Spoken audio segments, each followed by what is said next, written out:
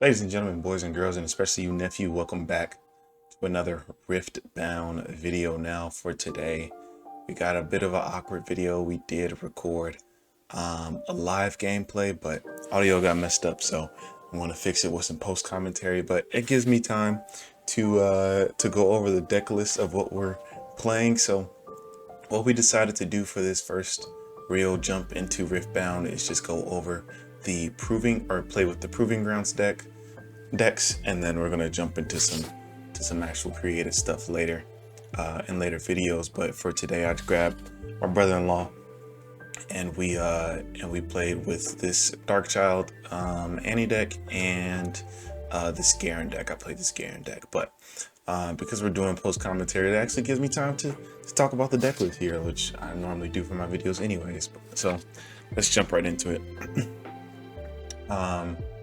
So for this Annie deck, we have her leader effect is here. At the end of the turn, ready 2 runes.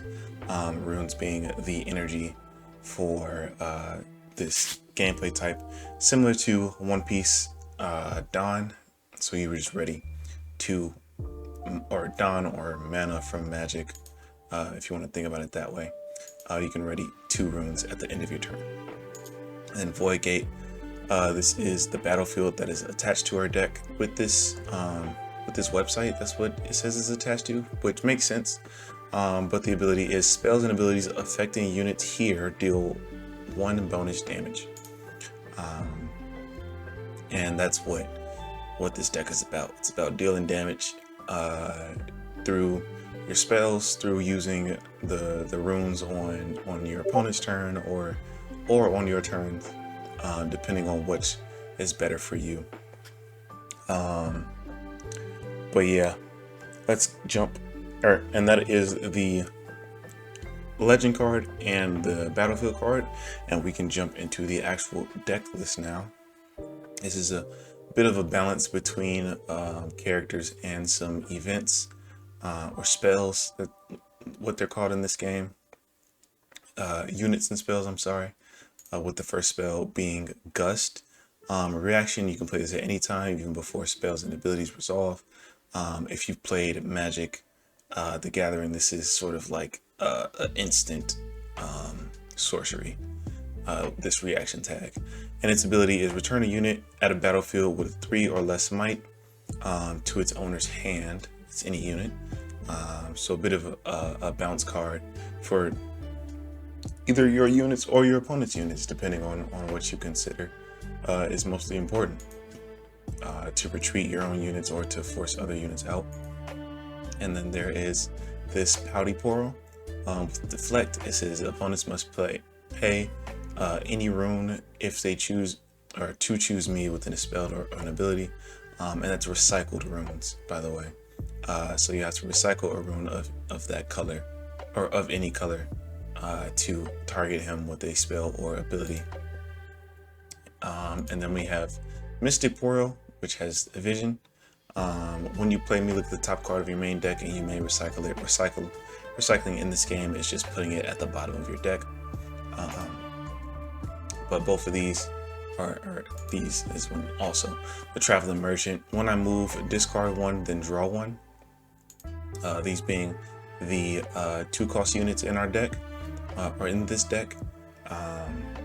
What you want to be playing on turn 1 is all here. Especially with her ability, and at end of turn you will ready those 2 runes anyway, so it's not really a point of saving runes for these spells that we'll go over in a second. But these characters are what you're looking for in your starting hand to get your aggression started. And then we have our spells for this deck. This is Incinerate. Deal 2 to a unit at a battlefield, 2 damage, that is. Now damage is a bit strange in this deck, or in this game.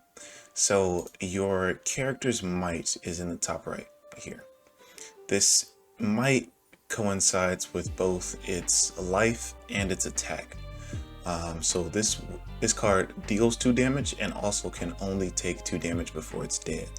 So let's say we used this card to deal 2 damage to this Poro. This will kill the Poro and thus taking him out of the battle for turn. But let's say we use this 2 damage card and dealt it to this Psy Scout. This will actually bring the Psy Scout's health down to 3 because it's a 5 might character, but it will still attack for 5 might to other cards in that battle. So very important distinction on this deal damage versus cards that subtract might. Let me see.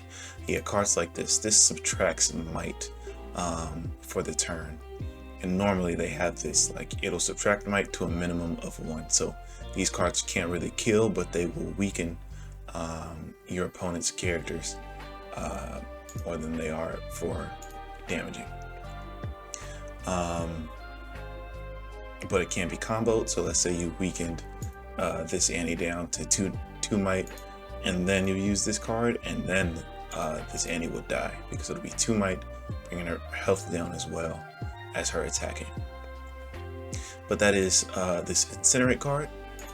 And then we have Flash, which is move up to 2 friendly units to base. So you can bring, or in a pinch, you can bring 2 of your units back from a battlefield to the base. And this is a reaction card, so this can be done on your opponent's turn if need be. If they swing in with a bunch of attackers to a card that you may consider important, you can bring it back to your base, saving it from that battle. Morbid Return action: return a unit from your trash to your hand. So you can, just any unit that dies, you can go in and get it back in your hand, play it next turn, which is important in this deck, as we'll go over soon. We have Sneaky Deckhand. You can play me to an open battlefield. Now, open battlefields are battlefields with no units on it at all, so your opponent cannot have units on it. Essentially, your opponents cannot have units on it because any battlefield that you control, you can play your cards to that battlefield. So then this it's just a regular unit. But if it's open and there isn't like a battle going on that battlefield, then you can play this directly there. Our 4 cost is this Annie Stubborn. When you play me, return a spell from your trash to your hand. So this can be comboed with this Morbid Return, with this Incinerate, and then other spells that I'll go over later, to continuously use the recursion, which coincides with her leader effect, with you always having at least 2 runes at the ready at the end of your turn. Being able to use these spells at minimum, or this gust as well at minimum, if you tapped out for your turn, and if you had saved 2 runes, then you hold up 2 for our next card, which is Disintegrate, which is 4 cost, but it deals 3 to a unit in the battlefield, and if it kills it, you draw 1. And yeah, so that's sort of the idea behind this deck, is a lot of mana value, a lot of removal, a lot of damaging, to overwhelm your opponent. The other Annie in here is Annie Fiery.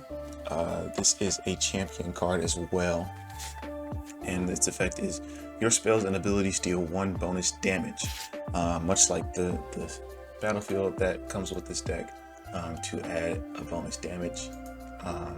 It really just makes your spell stronger. So this will deal 3, this will deal 4, this will deal 4 as well, and this Timbers, which we'll go over in a second. And then we have this Maddening Marauder. Its effect is tank, and tanks mean that they must be assigned combat damage first. In a battle, your opponent decides where damage goes, but with a tank effect, it has to be to him first, and then after he dies, you can assign the rest. And then its second effect is when you play me, move a unit from a battlefield to its base. And this is any unit. It does not have to be a friendly unit, so this can be played sort of defensively to move your units back to your base if you want, or offensively pushing other stronger units away from a battlefield, giving you room to conquer it with other standing cards. Our second to last unit here is the Psy Scout Vision. When you play me, look at the top card of your main deck and you may recycle it, and then you may play me to an open battlefield. So a bit of a combo of this Poro and this deckhand, just getting both of the abilities, being a 6/5 body. For our final spell for the deck is Firestorm. Deal 3 damage to all enemy units at a battlefield. So just huge board wipe. And especially comboing with this Annie and your battlefield, to deal 5 to all units at a battlefield. It can stack up a lot, and as you can see in this deck, and in most decks, mites don't go too far away. Or normal cards are normally around 3 to 4. Cards that are 5 might or more are called mighty cards, to be honest. So it has its own special effects, depending on which deck it's in, which we'll go over in future videos. But yeah, dealing 5 damage, even dealing 3 damage to all cards in the battlefield is a lot. But notice that it does say all units, so this will hit your own units. And same thing for this Tibbers. It's when you play me, deal 3 damage to all units at battlefield. So this is every battlefield. Any unit there will take 3 damage, and that also counts as an ability, so that will trigger this Annie's effect, and this Void Gate effect. But yeah, so that's pretty much the Annie starter deck that my brother-in-law was playing for today. So for the deck I was playing, let's go over this really fast. It was this Garen, which is his effect is when you conquer, if you have 4 or more units at that battlefield, draw 2. And then the battlefield that it comes with is units here have +1, and this includes attackers. +1 might, This includes attackers.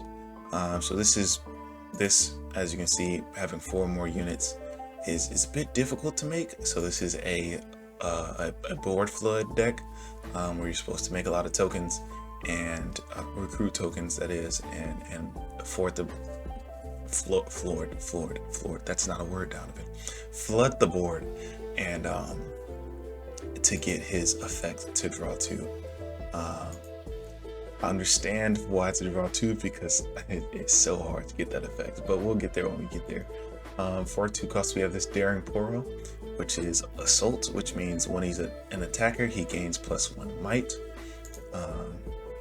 Confront. This is a spell, is units that you play this turn enter ready. You also draw 1. Our 3 cost, or this 3 cost character is when I attack, deal 1 damage to an enemy unit here.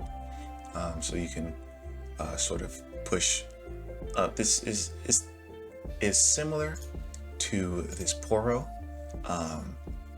but like I said, this one will deal damage to an enemy unit. So it will stay at 3 might, but let's say you pushed a 3 into a 3, or this 3 cost into another 3 might character. You'll deal an extra damage to him for sure, but his damage will still combat you for 3, and you'll tie and wipe.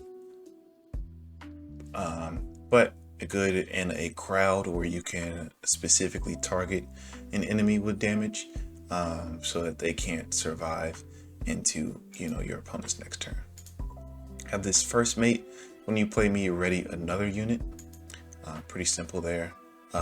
Any units that are readied can be moved to battlefields to gain points.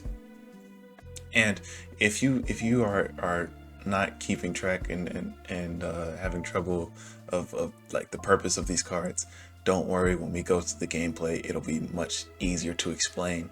Right now I just want to show you what these cards do, so that when I go to the gameplay I can put it in 2x speed and you don't have to try to read every single card. Faithful Manufacturer. When you play me, play one recruit unit token here. So this is one of your token generators, and so it's this one, Noxian Drummer. When I move to a battlefield, play one recruit token unit here. It is also at the battlefield, so it helps you with your board flood. We have this Vanguard Sergeant. This is just a vanilla card, a 4/4. Did I skip one? I did. And we also have back-to-back. This is give 2 friendly units each +2 might this turn. So this is also a very important card of this deck, to buff your characters so that they can survive and you can get all 4 to survive at the battlefield. Next we have this. When I attack, give me +2 might if there is a ready enemy unit here. So he will go from a 5 to a 7, which is really strong. We have this 5 cost Assault. When he's an attacker, he gains +1 might as well, much like the Daring Portal. For our signature spell for this deck is Decisive Strike. Give friendly units here +2 might this turn, similar to it's back-to-back, but just stronger because it is all friendly units gain this +2 for the turn. We have this Garen for our champion unit, or for one of the champion units in this deck. He has Assault 2 and Shield 2, so when he's attacking he gains +2 might, and when he's defending he gains +2 might. And this is important because you might think, oh, if he's attacking and defending he gets +2, then why doesn't he just a 6/7? My brain is rough. it's too late for me not to think of memes. Okay. Oh Lord, wake up, Donovan. Okay. Because attacking and defending is specifically in combat. Now, because he stays a 6/5 without it, meaning things like this, these cards will deal the damage to its might. If he's not in a battle, he will not gain the might, pushing him up to a 7. So you can hit him from afar with these spells to deal damage to him, and so he's not just a complete tank. And then this other Garen is his ability is other friendly units here have +1 might. And so it's wherever he is at, all your friendly units there have +1 might. So that's base or battlefields, which helps you buff up your recruit units because they are all 1 might recruit units. So this pushes them up to 2, and then you can buff them more with this back-to-back, pushing them up 2 more, or with this Decisive Strike, pushing them up 2 more. And then for our last character card is this Vanguard Attendant. It only text is I enter ready, so as soon as you play him, you can move him to a battlefield. He is a 6 card in the recycle room, which I'll talk about soon. And then our last card of the deck is Recruit the Vanguard. This is an action card. You play 4 1 might recruit tokens, and they can be played to your base or to the battlefield you control. And it is an action, so you can even do this as a defense, or as a defense if somebody's attacking into you, or just to set up in the next turn, playing them all to your base. But yeah, those are the deck lists for the 2 games I'm about to, or not 2 games, for the game I'm about to show you here that we both play. But like I said, you'll see us in the corner here. I actually think I have to move my camera. Move my camera over myself. You'll see my brother-in-law in the corner yapping a little bit here and there, but yeah, the audio messed up, so we have to do it this way around. So I already have it in 2x speed. I'm yapping a lot here. I think, yeah, we go over our units and yeah, actually can't even read it on this recording, so that's good to know. But yeah, he's talking about units. I'm gonna be fast forwarding a little bit here and there. So yeah, my battlefield is the Treferian, I think is how you pronounce it, Treferian War Camp, and then there's the Void Gate. So now we go into our draw step. We draw 4. So how this game works is you draw 4 for your starting hand, and then you can mulligan 2.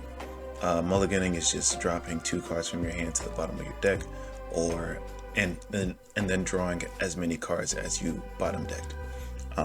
And then I believe, might be wrong on this, if any Riftbound players out there knows, I believe you only draw if you are the second person going. I know if you're the second person you get an extra rune, but I forgot whether or not you draw if you go first or not. If there's any Riftbound players who do know, please let me know in the comments. I do mulligan, and I actually find my Daring Poro, which is good for the starting hand. Gives me a play on my first turn. So now we're waiting for my brother to mulligan. Oh yeah, and then we started looking for the cards, and then we didn't see anything about drawing a card for turn, so I just start my turn channeling 2, and then I should play 2 here for this Daring Poro. Oh yeah, he's still looking at the rules. Come on. We gotta move faster than this, ladies and gentlemen. Okay. Yep, tap 2 for this Daring Poro.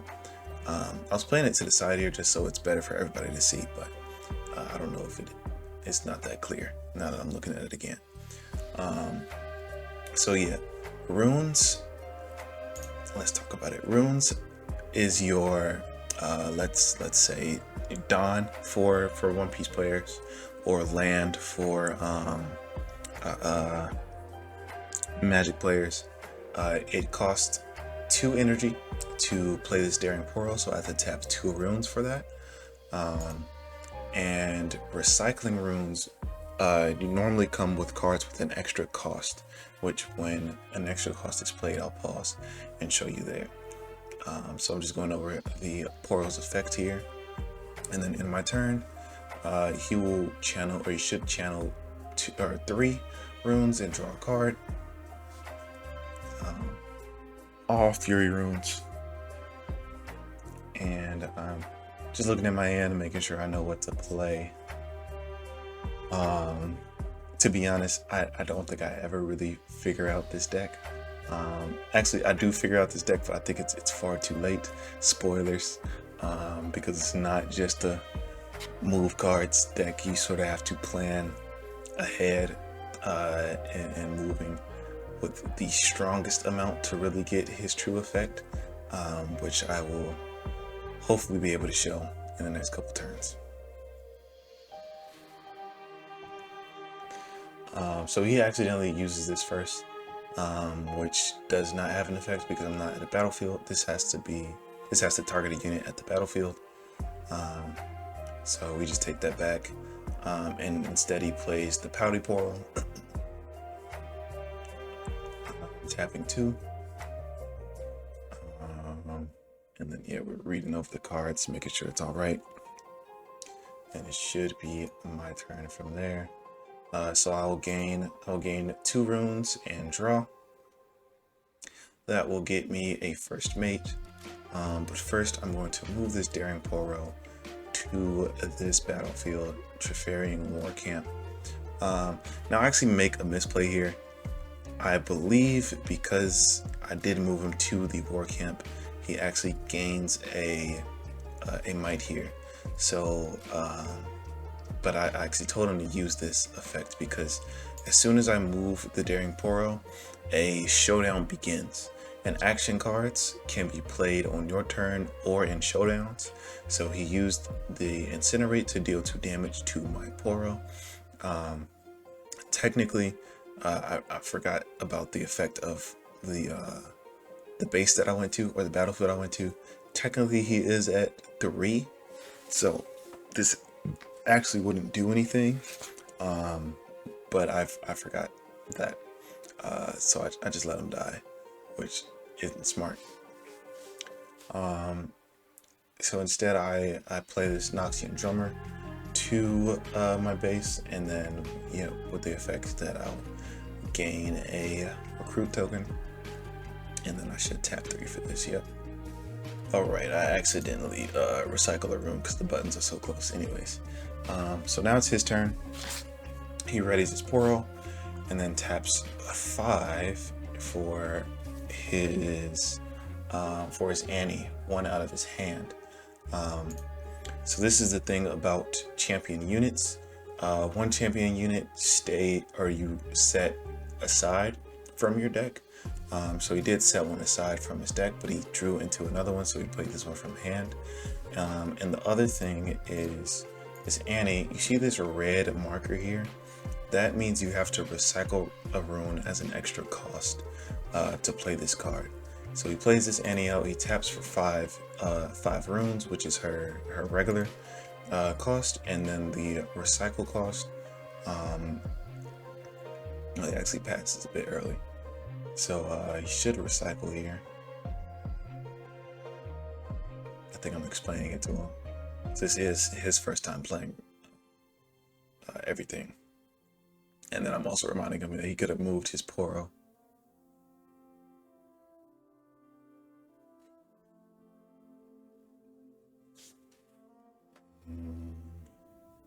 Something should happen here.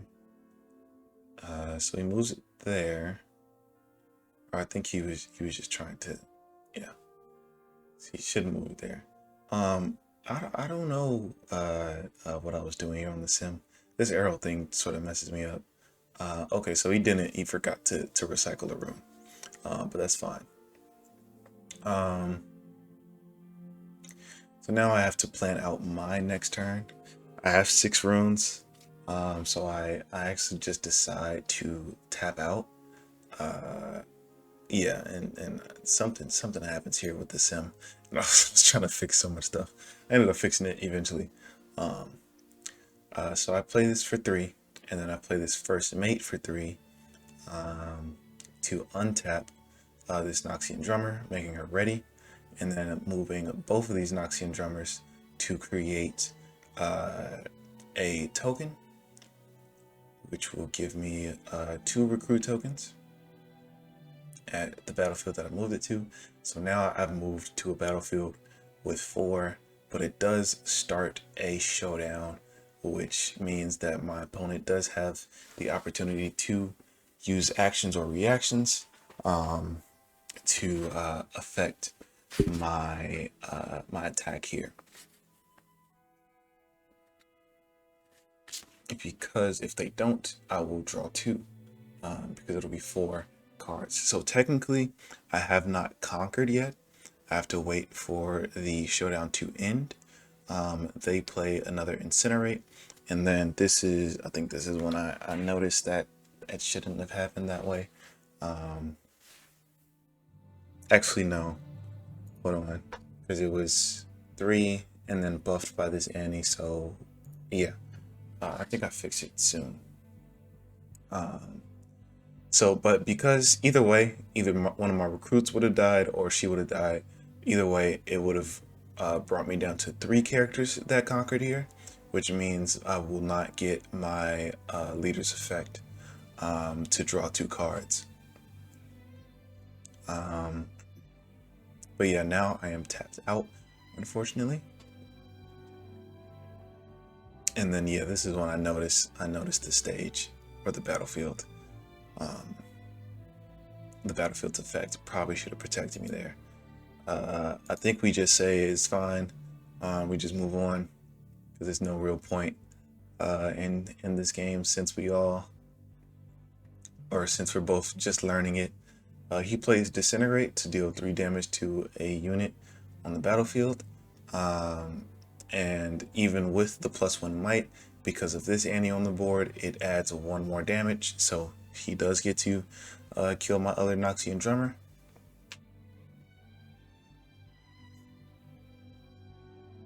And then he taps 3 more for...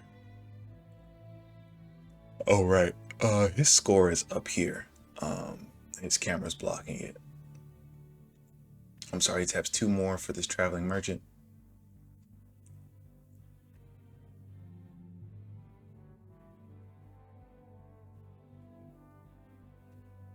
And then I believe he moves his Annie to a takeover. So I believe he should be at he should be at 3 now, because he conquered, held, and just conquered again. So yeah, he should be at 3 points right now to my 1, if I'm remembering correctly. And yeah, I was tapped out, so I could not use the back-to-back effect to save my units and get rid of their Annie.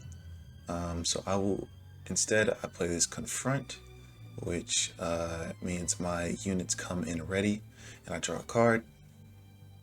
And then I'll play this Confront into my Garen. Other friendly units here gain 1 might. He comes in ready, and I misplay for some reason, and I also have to recycle a rune, which I also forget to do. I move them to this battlefield because I think he is less likely to defend that Poro than he is to defend his Annie. But even still, it would have been 5, 4, so it would have been 9 attacking into 4. So you have to somehow build up 5 might. And I've also moved into a battlefield where I take more damage on top of the Annie, dealing more damage. So this is just a complete misplay on my end. I should have just challenged the Annie, but I wanted to guarantee a point and was playing scared. So yeah, he taps out here, terrifyingly plays out Tibbers. When you play me, deal 3 damage to all units at battlefields. So with Void Gate, I actually lose my Garen here because he deals 3 damage with Tibbers, +1 with Annie, and then +1 with Void Gate, getting him up to 5 units. And you saw him SMH because he forgot that this Tibbers does damage to all characters at battlefields. So what he could have done here is actually move this Annie back from the battlefield to his base, because all cards can move from base to battlefield, or battlefield to base. Only cards with ganking can move from battlefield to battlefield, but they can all move back to the base. So in a better order, he could have moved this Annie back to his base. She would have been arrested, but she would have been protected, and then play this Tibbers, clearing out my board, and then moving this Traveling Merchant somewhere to conquer.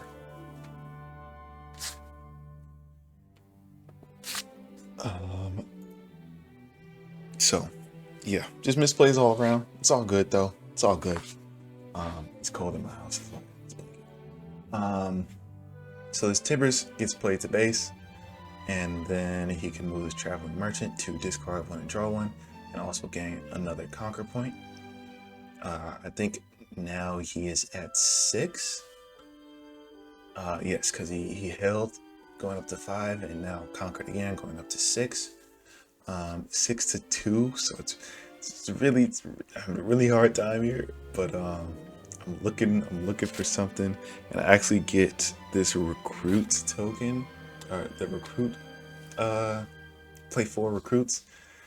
at my base, but unfortunately I don't have the the instant standing in my hand because I just used it last turn.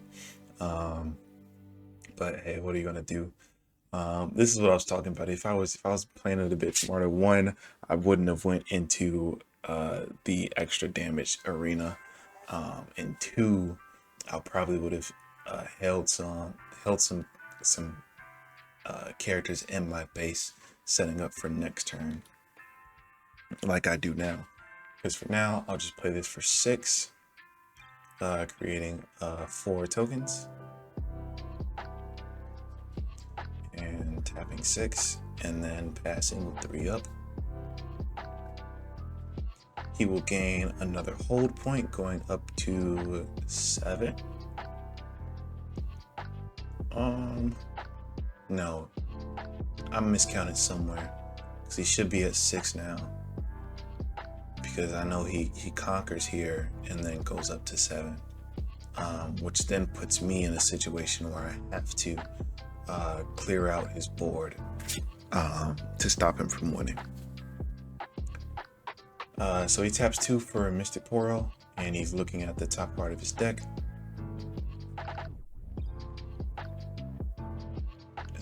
Yeah, we're trying to figure out how to do that in the sim, and then he figures it out.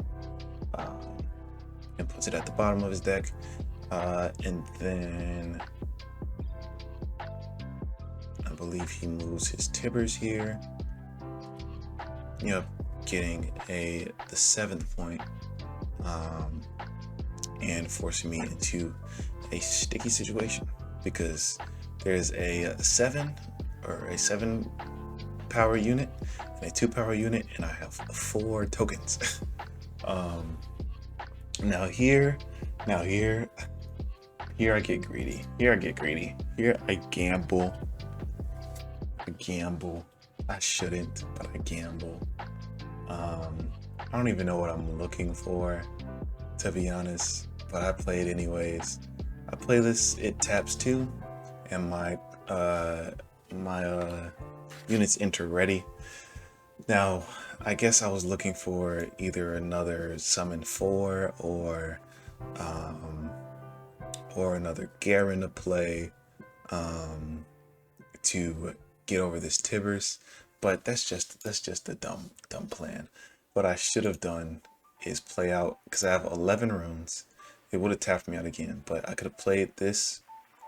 Because I played this, it does have my cards enter ready. I could have just played him out and add 2 more runes, because he already enters ready anyways, for 6 and a recycled yellow. And that's my only unit, so I have to play him no matter what. So I was being greedy. My eyes were too big for my stomach.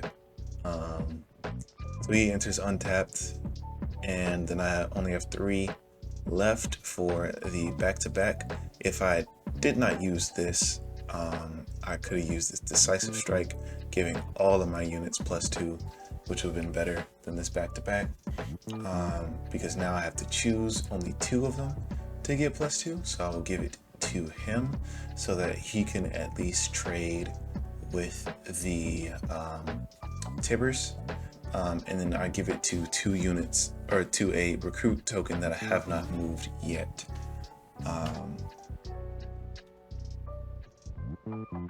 So they will, or he taps 4 for Disintegrate, which is dealing 3 damage to a battlefield, and then if it kills it, draw 1. So he is trying to decide where does he want to assign the damage. Luckily, I put him in sort of a awkward situation, because he is at 7 might. He will always do 7 damage to this Tibbers, because of how this card is worded. He will lose 3 health if he's targeted with this, but the Tibbers will still die, and he will still lose the control of this battlefield. And then he has to decide where this Tibbers damage goes. So if he uses this Disintegrate and targets my buffed unit here, he will go down 3 life, but then the Tibbers has to decide where does his damage go, and that will leave one of my units there, giving me a conquer point. So instead he uses Disintegrate on this recruit, which is only a 1 might token, so it's not even too bad. He gets his draw trigger, and then the Tibbers and I'm forgetting this unit's name, but they trade instead.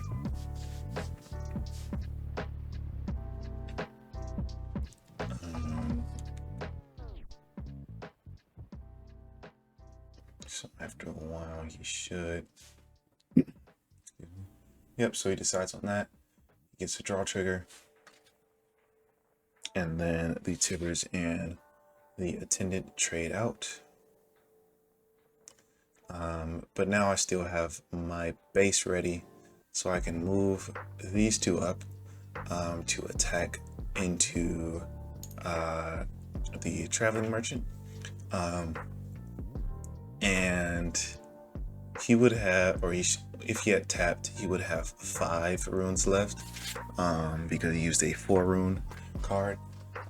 But the fact that he didn't use another card on top of it to get rid of my guy here and keep the Tibbers just makes me think he does not have another event that he can use. So I sort of just light attack here, hoping that this will just kill him. I will gain a point, and then it'll still leave me with 1 more recruit that I can move here and gain another point, going up and catching up a little bit to his score. And now he has to conquer both battlefields to win the game, because even if you conquer one at point 7, you don't get a point, you'll draw a card. But if you conquer both, then you win the game. So he taps 4 for this Annie, and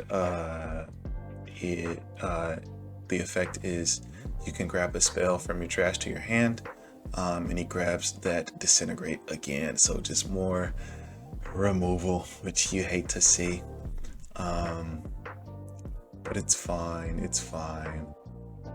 It doesn't bother me. It bothers me a lot. So he moves this Mystic Poro up, forgetting about the Trifarian War Camp, because now, technically speaking, his Poro is a 3 might character, but I have 2 might characters. So one will trade, one will trade with the Poro, but I will still be left with 2. And now it's up to him to see what other tricks he may have to get rid of my board, or my board presence.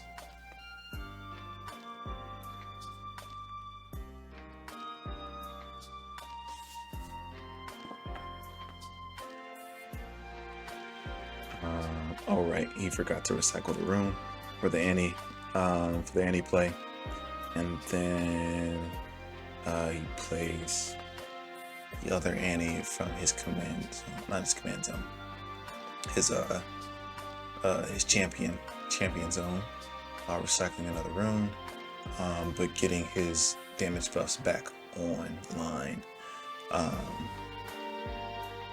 So I will gain 2 for holding. And now I'm sort of in top deck mode because I don't have any other units. But because I control both battlefields, I actually decide to just reinforce him directly at a battlefield. So I'll drop this 4/4 to the battlefield and then leave 8 up, because this is more of these actions are more defensive currently, to try to have me keep my board. If he tries to swing in or push in willy-nilly, I can somewhat surprise him, hopefully getting rid of his characters. But he taps 6 to play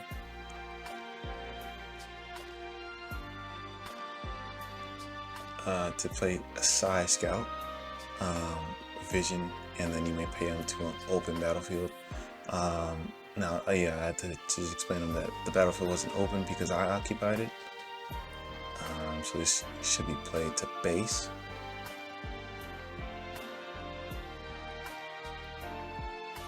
And then I think he goes into movements.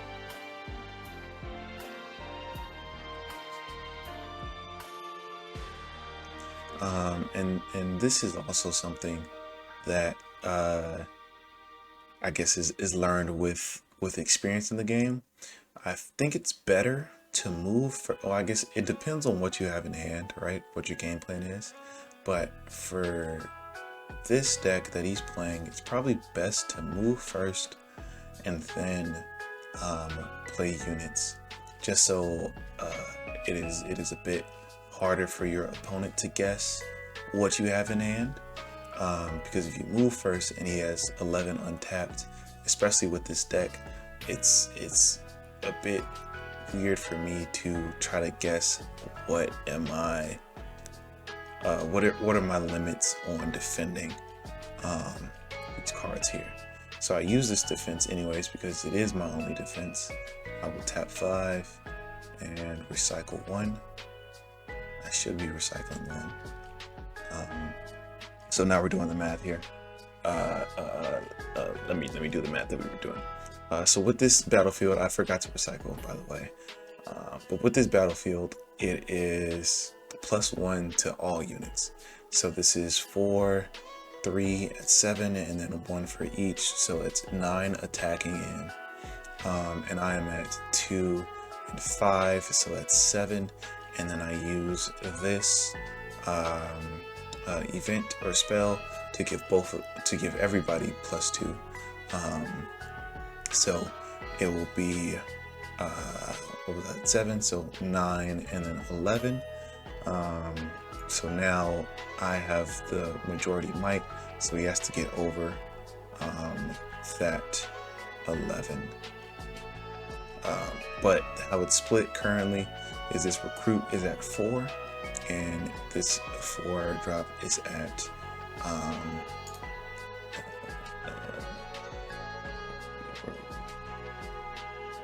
+1 for stage, +2, 7.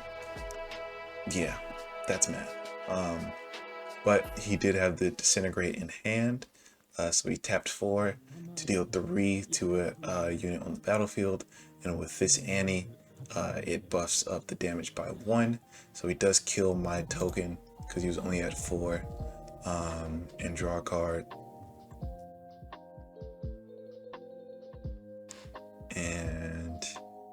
And then the battle becomes 9 against 7, which I lose, and he will conquer. He won't gain a point going to 8, but he will draw a card for conquering. He has to get this other battlefield as well to win the game going to 8, but I still hold that currently. So now we're in the do or die time. I've made the comeback. I'm now at 7 points. He'll restand 2 in a turn. I'm now at 7 points. Excuse me. To 7 points. But I draw the Faithful Manufacturer, which is not the card I need here. Because she does not come in active or ready. So I can't play her to this battlefield because I don't own it. I can only play her to my base or this battlefield, which will make a recruit token, but it won't gain me any points. And then in the next turn, it's just any removal he has plus this I'm forgetting her name, Scout, can just push up here and go for game.